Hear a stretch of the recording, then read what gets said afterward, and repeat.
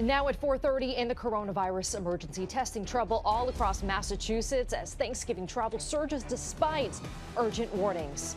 And hospitalization shattering records this morning. Local nurses now asking for help as frontline fatigue takes a toll. And the Trump administration giving the green light to start the transition of power, but the president is not claiming defeat just yet. This is 7 News Today in New England.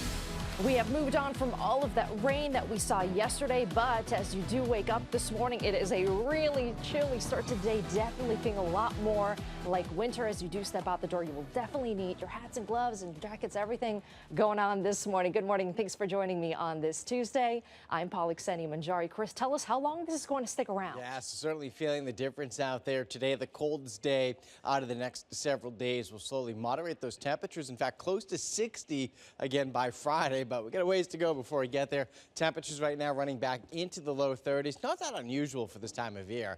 You know, you tend to see a lot of 20s at nighttime, early in the morning, and a lot of 40s in the afternoon. We'll be close to that this afternoon, but several degrees below average for the daytime high. Wind out of the west, 10 miles an hour in Boston, 13 miles an hour in Worcester. It's providing wind chills into the 20s this morning, but the satellite and radar composite nice and quiet. So we'll get back to our sunshine today, as I don't expect any wet weather to roll on through. So it looks good going through this afternoon. Chilly breeze with us through the day, upper 30s to lower 40s. More on that 7-day forecast ahead. And holiday travel is surging in the coronavirus emergency. Flight tracking website showing the skies filled on Monday. Now, AAA estimates that more than 2 million Americans will be flying for Thanksgiving, far less than last year, but more than the CDC is, of course, recommending. And testing trouble at Tufts Medical Center. Time-lapse video shows those long lines as people try to get tested before Thanksgiving. Now, the site had to be closed early because they had such high demand. Now, federal and state leaders are warning against unnecessary travel and also issuing advisories for people who do decide to hit the roads or the airways this week. Now, 7's Jonathan Hall has more for us. For many Americans, Thanksgiving is their favorite holiday, and while some are determined to fly home, the governor says it's really not the year to go. I just want to start by urging everyone to celebrate with members of your household and avoid any group get-togethers that you would normally do in a traditional year. At Logan Airport's Terminal E, we found people waiting in line for COVID-19 testing. Just today, the 7-station Express Check facility opened to the public. One Cape Cod woman was waiting, anxious to get home after a trip to Sweden. She didn't mind flying. You can't live your life in fear. And are you going to keep the celebration small this year? Yep, it's just going to be the 4 of us and the grandkids. And Karen Noble, a New Hampshire native, is anxious to get home as well to Southern California after a 6-week New England visit.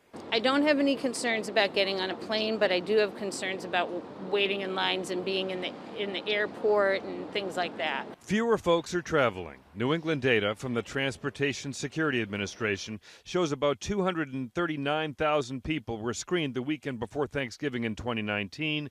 A year later, that number has dropped to 78,000 this past weekend. Governor Baker unveiled a new public service campaign called Let's Get Back Mass, designed to remind people their efforts to stop the spread right now will pay big dividends later. What's Thanksgiving going to look like in the Baker household? Do you have a family coming in?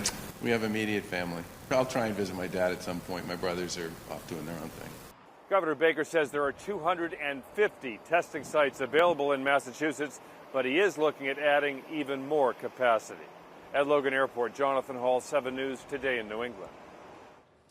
And Massachusetts reporting more than 1,700 new coronavirus cases on Monday alone, bringing that total past 201,000 cases in the state. Now, the U.S. shattering records on Monday. More than 85,000 people are now hospitalized with the coronavirus, and more than 3 million cases were reported this month alone, bringing that total past 12.4 million. Now, these increasing numbers creating a potential crisis for hospitals as well. Now, COVID patients are beginning to overwhelm facilities all around the country. 7's Emily Pritchard has the latest.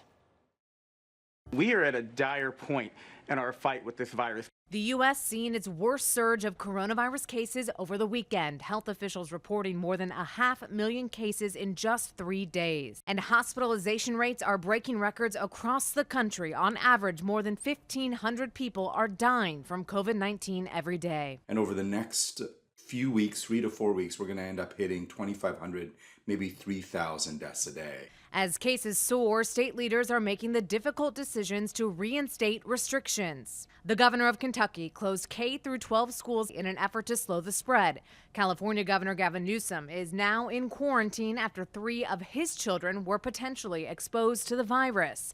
He's issued a limited stay-at-home order in most of the state's counties aimed at curbing the spread of the virus. But the governor of Texas is vowing his state, which has reported the most cases in the U.S., won't shut down again. Cases, positivity, hospitalizations, deaths. We are seeing more Americans negatively impacted than ever before. But I also want Americans to understand that we've never had more reason for hope thanks to the science. New data is showing AstraZeneca's experimental COVID-19 vaccine is 90% effective in one of the dosing regimens tested. It was less effective in another. Cambridge-based Moderna's and Pfizer's vaccines are each about 95% effective. The FDA was looking for 60% efficacy, and now we're over 70, 80, 90% efficacy. So in fact, efficacy has pretty much blown it out of the park. Emily Pritchard, 7 News, Today in New England. Now, as these cases continue to rise in the state's Nurses Association says that healthcare workers, of course, need more support. Now, its president says there's not enough staffing, PPE, or safety protocols in order to protect them, and both the government and healthcare facilities need to step up and take care of those workers. And the city of Cambridge is reconsidering reopening. Now, the city council discussing the issue with health experts on whether to pause indoor dining, gyms, and other activities that take place indoors as well. Is there a way to be safe in restaurants? Because we get reports, well, we can't trace cases back to restaurants. So how is it that you actually know that that's where the cases happen? Because doesn't it also show there was a case of, I think, 7,000 indicators where 6,000 of them, probably the case transmission ended up family to family. Now, the city manager and commissioner of public health will make that final decision. Now, some campus concerns at Emerson College leading to a new travel policy for its students. Now, starting in the spring semester, students are being urged not to have any overnight travel, even within the city or the state. Now, the school says any students who do travel must fill out a travel registration form when they return and then quarantine in their room until they do test negative. Now, if you forget or misplace your mask, the MBTA will actually give one to you. Now, team workers will have extra masks available for all riders. They are donated by Boston-based company New Balance. Now, the T says it will be handing them out during peak travel times at busy stations. And of course, make sure to stay with the news station for the latest on the coronavirus emergency. We'll bring you any updates you need on air, online, and on our 7 News app as well. And on 7 News now, the transition of power is moving forward. The Trump administration clearing the way for the incoming Biden administration. Now, President-elect Biden's team says the most urgent need is to be given access to COVID-19 data and vaccine distribution plans. And as 7's Alex DePrado reports, the transition does not necessarily mean that the president is giving up this fight. The General Services Administration sending this letter to President-elect Joe Biden, allowing the transition to formally begin. The GSA Administrator, Emily Murphy, writing Biden is the apparent winner of the election, citing recent developments involving legal challenges and certifications of election results. President Trump, who has refused to concede, tweeting after the letter was made public, "We will keep up the good fight, and I believe we will prevail. Nevertheless, in the best interest of our country, I am recommending that Emily and her team do what needs to be done with regard to initial protocols, and I've told my team to do the same." The Biden transition director writing, "In the days ahead, transition officials will begin meeting with federal officials to discuss the pandemic response, have a full accounting of our national security interest, and gain complete understanding of the Trump administration's efforts to hollow out government agencies." Michigan certified Biden's victory, and a federal judge tossed a Trump campaign lawsuit seeking to prevent certification of Biden's win in Pennsylvania, effectively ending any avenue for Trump to be reelected. One thing all of these federal judges have agreed on, whether they're Democrats or conservative Republicans, is that these allegations have no merit and no basis in fact whatsoever. Meanwhile, former Massachusetts Senator John Kerry has been tapped as the special envoy for climate in the Biden administration. President-elect Biden has indicated he will re-enter the Paris Climate Agreement, which Kerry helped negotiate. President Trump pulled the U.S. out of that agreement. I want you to know that we're here for you and we're going to listen to you and work with you. The president-elect also met virtually with the nation's mayors, including Boston Mayor Marty Walsh, who joined in from City Hall. I promise you, the Biden-Harris administration will have an open door for mayors. Our team is fully available to you. I'm Alex DePrato, 7 News, Today in New England. Now, the head of the GSA is a President Trump appointee. She says that she was never pressured to delay her decision and actually faced bipartisan criticism to begin that transition much sooner. And we're following more news today.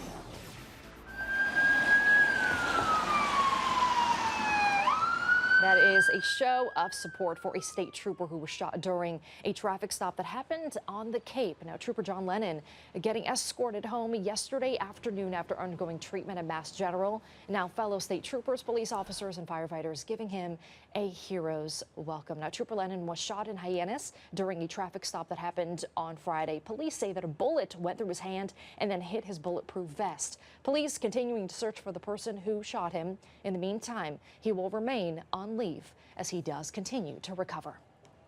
And the Coast Guard is searching through the night, hoping to find 4 fishermen who were lost at sea. Now, their search has been focused about 20 miles off of Provincetown. Now, the Coast Guard says that the 4 were on a fishing boat that sank early yesterday morning, and they found debris and also an empty life raft floating in the water. Now, state police believe that they found the body of a man who was thrown into the Taunton River during a motorcycle crash. They say the 35-year-old hit the side of the Veterans Memorial Bridge in Fall River on Sunday morning. Police say a body washed ashore yesterday more than a mile from that bridge. 4:41 this morning and still ahead on the news station. Cape hit with some wild weather, bringing whipping winds. Also, a temperature tumble as well. Your full forecast is just ahead. Then Boston Seaport transforming into a movie set for Netflix's upcoming star-studded film. Looking forward to that. And hey, what word describes 2020? Well, so much has happened that Oxford English Dictionary could not pick just one. That story's coming up.